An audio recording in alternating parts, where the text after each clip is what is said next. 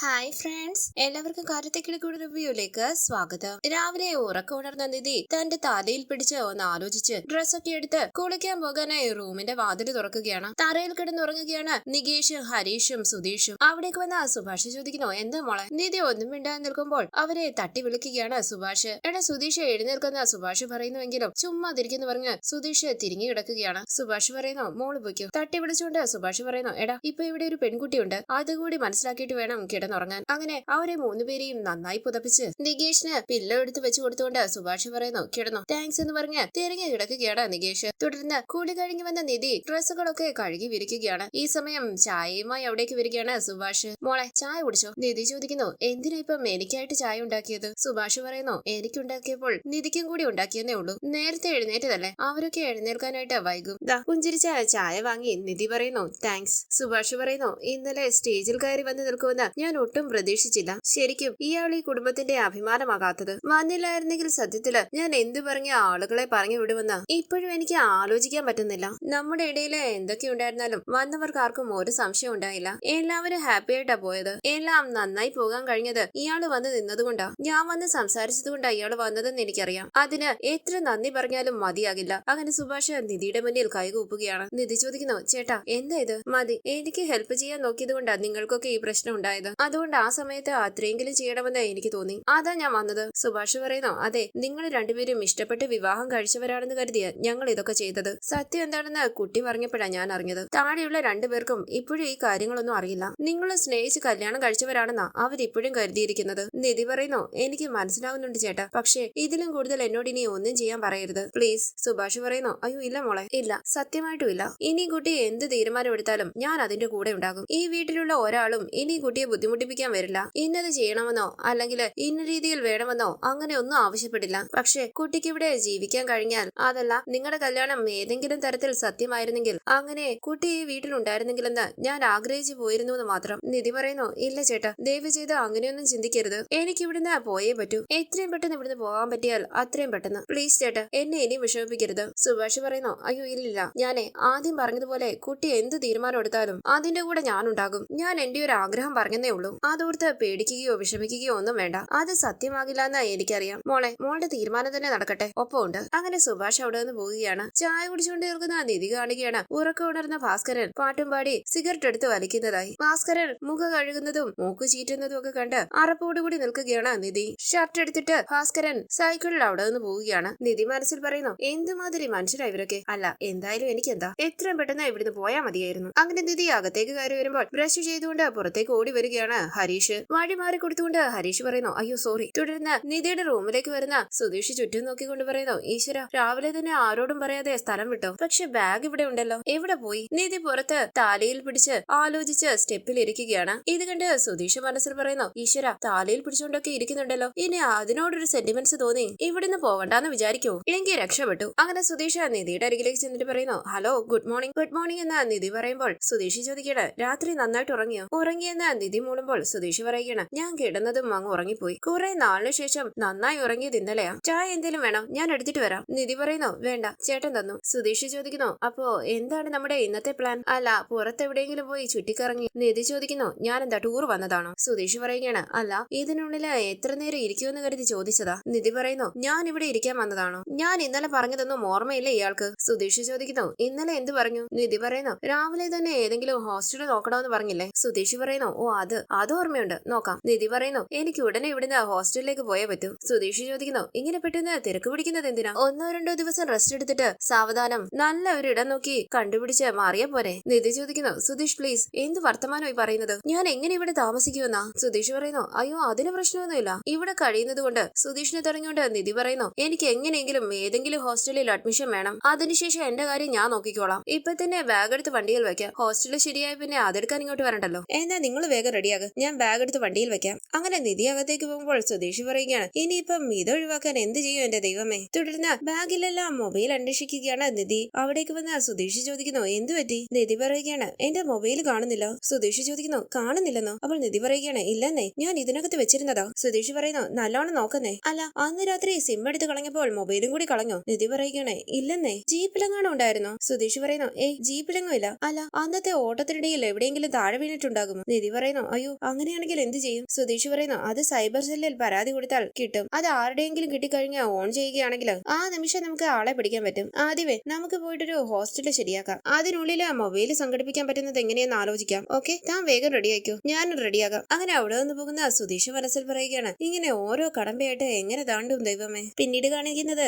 Road സൈഡിലൂടെ നടന്നു പോകുന്ന നികേഷ് പറയുന്നു, ഏട്ടത്തി വന്നപ്പോൾ വീടാകെ മാറി. അല്ല സുഭാഷ് ഏട്ടാ, കൂറ മുണ്ടും ഷർട്ടും ഒക്കെ ഇട്ട് ജോലിക്ക് പോകാറുള്ള സുഭാഷ് ഏട്ടൻ പോലും വെള്ളമുണ്ടും ഷർട്ടും ഒക്കെ ഇട്ട് പുറത്തിറങ്ങാൻ തുടങ്ങി. എന്താ ഏട്ടനൊന്നും പറയാത്തത്? എന്ത് പറയാനാടാന്ന് സുഭാഷ് പറയുമ്പോൾ നികേഷ് പറയുകയാണ്, ഏട്ടത്തി വന്നതിന്റെ പിറ്റേ ദിവസം തിരിച്ചു പോയപ്പോൾ എനിക്കൊരു ടെൻഷൻ ഉണ്ടായിരുന്നു. പക്ഷെ തിരിച്ചു വന്ന റിസപ്ഷൻ കൂടിയപ്പോൾ ഞാൻ ശരിക്കും ഹാപ്പിയായി. ഇനിയും വലിയച്ഛനും അമ്മായിയും എന്തേലും പറഞ്ഞ് ഉടക്കാൻ വന്നാൽ ഞാൻ സ്പോട്ടിൽ മറുപടി കൊടുക്കും. ആ നേരം സുഭാഷ് ഏട്ടൻ വെറുതെ വിളക്കാൻ വന്നേക്കരുത്. എന്തായാലും അടുത്ത കുറച്ച് ദിവസത്തേക്ക് ആളുകൾ നമ്മുടെ വീട്ടിൽ നടന്ന കല്യാണത്തെ പറ്റിയും റിസപ്ഷനെ പറ്റിയും ഒക്കെ സംസാരിക്കും. അത് കേട്ട് നമ്മുടെ വലിയച്ഛനും അമ്മായിയും അസൂയ കൊണ്ട് പുകഞ്ഞ ഇല്ലാണ്ടാകും. നോക്കിക്കോ, ആളുകൾ പറയാറുള്ള ആ യോഗം അങ്ങ് പോയി കിട്ടിയില്ലേ. ഇനി എന്തായാലും സുഭാഷ് ഏട്ടന്റെ കല്യാണം നടക്കും. പിന്നെ ഹരീഷ് ഏട്ടന്റെ. അത് കഴിഞ്ഞ് സുഭാഷ് പറയുന്നു, അത് കഴിഞ്ഞ് നിന്റെ കല്യാണം. നികേഷ് പറയുകയാണ്, അല്ല എന്തെങ്കിലും ഒരിക്കൽ നടക്കണമല്ലോ, അതാ ഞാൻ ഉദ്ദേശിച്ചത്. സുഭാഷ് ചോദിക്കുന്നു, എന്താടാ ഒരു നാണം? എന്തെങ്കിലും കുരുത്തക്കേടിതേ ഇപ്പോഴേ തുടങ്ങിയോ? നികേഷ് പറയുന്നു, അങ്ങനെയൊന്നും ഇല്ല ഏട്ടാ. അതുപോട്ടെ ഏട്ടനും ഏട്ടത്തെയും രാവിലെ എങ്ങോട്ടാ പോയത്? സുഭാഷ് പറയുന്നു, അറിയില്ല, പുറത്തേക്ക് എവിടേക്കെങ്കിലും ഇറങ്ങിയതായിരിക്കും. നികേഷ് പറയുകയാണ്, അവരൊരു ഹണിമൂണ് പറഞ്ഞയക്കണ്ടേ ഏട്ടാ. മിഥുന സിനിമയിലെ പോലെ എല്ലാരെയും കൂട്ടിയല്ല,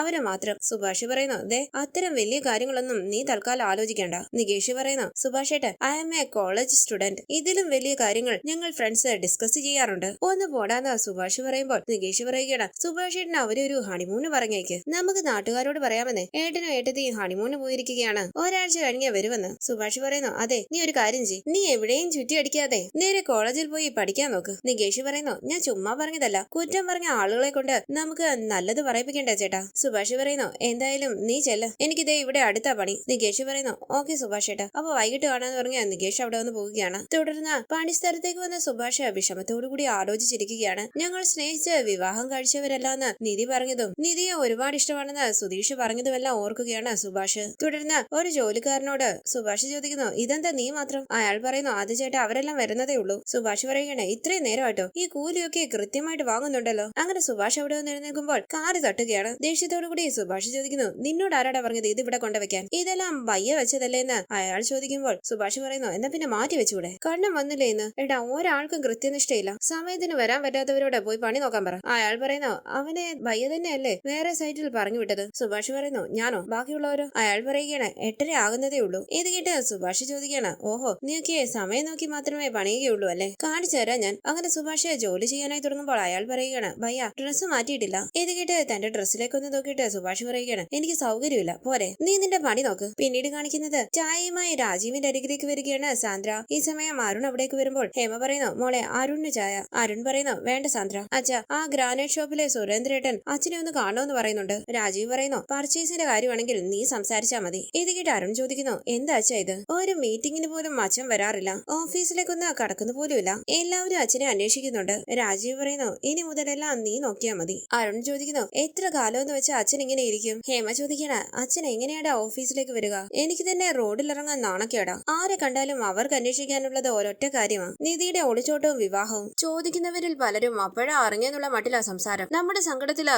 അവരും ഉണ്ട് എന്നുള്ള മട്ടിലാ പെരുമാറ്റം. പക്ഷെ ഉള്ളിലിരിപ്പ് അതൊന്നും അല്ല. എന്റെ കാര്യം ഇങ്ങനെയാണെങ്കിൽ അച്ഛന്റെ കാര്യം പിന്നെ പറയണോ? സൂര്യ പറയുന്നു, അതും വിചാരിച്ച് വീട്ടിലിരുന്നാൽ നമുക്ക് തന്നെ അല്ലേ അമ്മേ നഷ്ടം?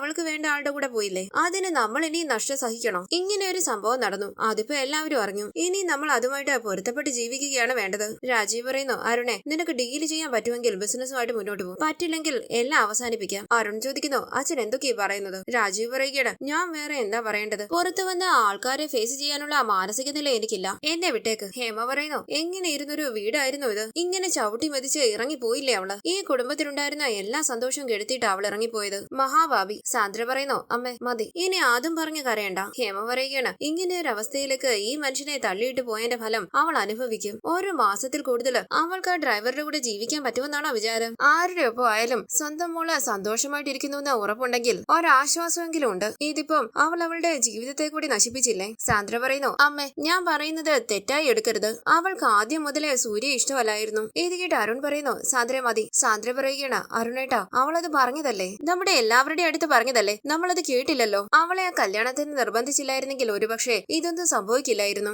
രാജീവ് പറയുന്നു, വീട് വിട്ടു പോയതിലല്ല സാന്ദ്ര, എന്തിന് വീട് വിട്ടു പോയി എന്നതാണ് വിഷയം. സൂര്യ ഇഷ്ടമല്ലാഞ്ഞിട്ടല്ല അവള് വീട് വിട്ടു പോയത്, ആ ഡ്രൈവറിന്റെ കൂടെ ജീവിക്കാൻ വേണ്ടിട്ടാ. സാന്ദ്ര പറയുന്നു, അല്ലച്ച, എനിക്ക് തോന്നുന്നത് അവൾ ഇവിടുന്ന് പോകുന്നത് വരെയും ആ സുധീഷിനെ വിവാഹം കഴിക്കാനുള്ള പ്ലാൻ ഒന്നും ഇല്ലായിരുന്നു എന്നാ. അല്ലെങ്കിൽ ഒരു ചെറിയ സൂചനയെങ്കിലും എനിക്ക് കിട്ടുമായിരുന്നു. അരുൺ ചോദിക്കുന്നു, അപ്പൊ പോലീസ് സ്റ്റേഷനിൽ വെച്ച് നടന്നതോ? സാന്ദ്ര പറയുന്നു, അതെനിക്കറിയില്ല, പക്ഷെ ഒരു കാര്യം ഉറപ്പാ, സൂര്യയെ വിവാഹം കഴിക്കാൻ നമ്മൾ ഫോഴ്സ് ചെയ്തില്ലായിരുന്നെങ്കിൽ ഇതൊന്നും ഒരുപക്ഷെ സംഭവിക്കില്ലായിരുന്നു. അരുൺ ചോദിക്കുന്നു, അല്ലെങ്കിൽ സൂര്യക്ക് ഇപ്പൊ എന്താ ഒരു കുറവ്? പറ, എന്താ ഒരു കുറവ്? സാന്ദ്ര പറയുന്നു, സൂര്യ മോശമാണെന്നല്ല, അവൾക്ക് അയാളെ ഇഷ്ടപ്പെട്ടില്ല, അത്രേ ഉള്ളൂ. അയാളും അവളെ ശരിക്കും മെന്റലി ടോർച്ചർ ചെയ്തിട്ടുണ്ട്. എന്നിട്ടും സൂര്യയെ തന്നെ വിവാഹം കഴിക്കണമെന്ന് നിങ്ങൾ എല്ലാവരും കൂടി നിർബന്ധിച്ചപ്പോൾ അവൾ എത്രമാത്രം അഡ്ജസ്റ്റ് ചെയ്യാൻ നോക്കിയെന്നറിയുമോ? അതെനിക്കറിയാം, പക്ഷെ അവൾക്ക് അതിന് കഴിഞ്ഞില്ല. വിവാഹം കഴിഞ്ഞാലും ഒത്തുപോകില്ല എന്നായിരുന്നു അവളുടെ പേടി. നിങ്ങൾക്ക് ഓർമ്മയില്ലേ, അവസാന നിമിഷം വരെയും കല്യാണം വേണ്ടെന്നല്ലേ അവള് പറഞ്ഞിരുന്നത്. നമ്മൾ എന്തായാലും കല്യാണം നടത്തും എന്ന് ഉറപ്പായപ്പോഴാ അവള് വീട് വിട്ടു പോയത്. രാജീവ് പറയുന്നു, അതുകൊണ്ട് അവൾ ഇഷ്ടപ്പെട്ട ഡ്രൈവറുടെ കൂടെ പോയി അല്ലേ?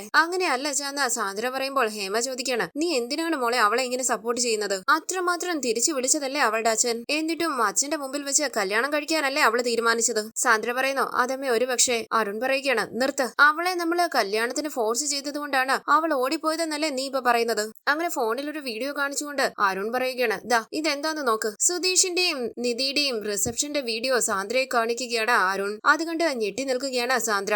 അരികിലേക്ക് വന്ന ഹേമയും വീഡിയോയിലേക്ക് നോക്കുകയാണ്. സുധീഷും നിധിയും അങ്ങോട്ടും ഇങ്ങോട്ടും ഹാരം അണിയിക്കുന്നത് കണ്ട് ഞെട്ടി വിശ്വസിക്കാനാകാതെ നിൽക്കുകയാണ് അവർ. അങ്ങനെ ഇന്നത്തെ എപ്പിസോഡ് അവസാനിച്ചു. ഇനി അടുത്ത എപ്പിസോഡ് പ്രൊമോ റിവ്യൂ. സുധീഷ് നിധിയെയും കൂട്ടി ഒരു ഹോസ്റ്റലിലേക്ക് പോവുകയാണ്. ഹോസ്റ്റൽ വാർഡനുമായി സംസാരിക്കുകയാണ് അവർ. നിധിക്ക് റൂം കിട്ടുമ്പോൾ ടെൻഷനോടുകൂടി സുധീഷ് മനസ്സിൽ പറയുന്നു, ഇത്ര പെട്ടെന്ന് റൂം ശരിയായോ? അപ്പൊ ഇനി ഇവള് വീട്ടിലേക്ക് വരില്ലെന്നാണോ? അങ്ങനെ സുധീഷ് എന്ത് ചെയ്യണമെന്നറിയാതെ ടെൻഷനോടുകൂടി ഇരിക്കുകയാണ്. നിധി പേരും ഡീറ്റെയിൽസും എല്ലാം എഴുതി കൊടുക്കുന്നു. പിന്നീട് കാണിക്കുന്നത് ഗംഗാധരനും ലളിതയും വീട്ടിലേക്ക് വന്ന പ്രശ്നം ഉണ്ടാക്കുകയാണ്. സുഭാഷ് അവരുമായി സംസാരിക്കുമ്പോൾ ഹരീഷ് പറയുന്നു, കല്യാണം എങ്ങനെയെങ്കിലും മുടങ്ങിപ്പോകണമെന്ന് വിചാരിച്ച് കാത്തിരുന്നവരാണിവര്. നല്ലപോലെ നടന്നു കണ്ടപ്പോൾ കണ്ണുകടിയാണിത്. ഗംഗാധരൻ അകത്തേക്ക് കയറാനായി തുടങ്ങുമ്പോൾ മുന്നിലേക്ക് കയറി നിന്ന് തടഞ്ഞ് ഭാസ്കരൻ ചോദിക്കുന്നു, ഞാൻ ഒരുത്തൻ കുഴിച്ചിട്ടതുപോലെ ഇവിടെ ഇരിക്കുമ്പോൾ നീയൊക്കെ അകത്തേക്ക് കയറുമോ? ഗംഗാധരൻ ചോദിക്കുന്നു, നീ എന്ത് ചെയ്യുമടാ, എന്ത് ചെയ്യുമെന്ന്? ഭാസ്കരൻ ദേഷ്യത്തോടുകൂടി ഗംഗാധരനെ പിടിച്ചു തള്ളുകയാണ്. ഗംഗാധരൻ താഴേക്ക് വീഴുമ്പോൾ ഓടി വന്ന് ഗംഗാധരനെ പിടിച്ചെഴുന്നേൽപ്പിച്ച് താങ്ങി പിടിച്ചു കൊണ്ടുപോവുകയാണ് ലളിത. ഭാസ്കരൻ ദേഷ്യത്തോടുകൂടി നിൽക്കുമ്പോൾ കയ്യിൽ കയറി പിടിച്ച് തടയുകയാണ് സുഭാഷ്. വരാനിരിക്കുന്ന എപ്പിസോഡ് വിശേഷങ്ങളുമായി വീണ്ടും കാണാം. Thank you for watching. Please subscribe, like, share my channel.